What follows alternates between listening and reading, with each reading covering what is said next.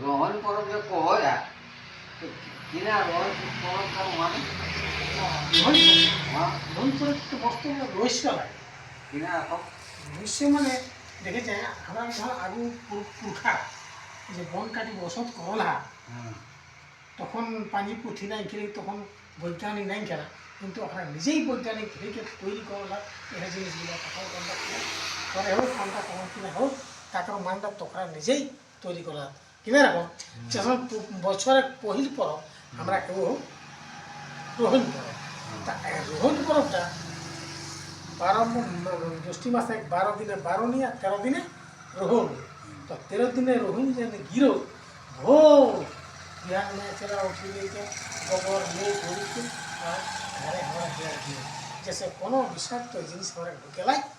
नहीं पारी एह जिने बेड़ दा होई आ किना करा होई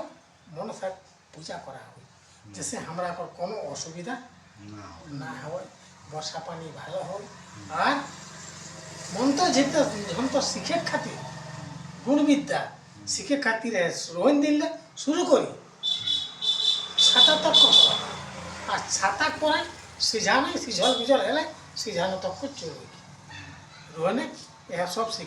শিক্ষা শিখার জন্য রোহন দিলে শুরু আর চাষবাড়ি করো আমরা কর শুরু হয় যখন বিহন দিও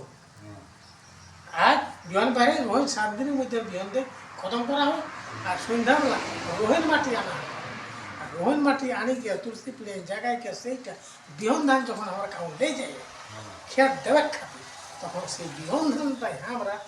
রোহন মাটি দিয়ে ले जाए रोहन माटी कितना যাত্রা আমরা আই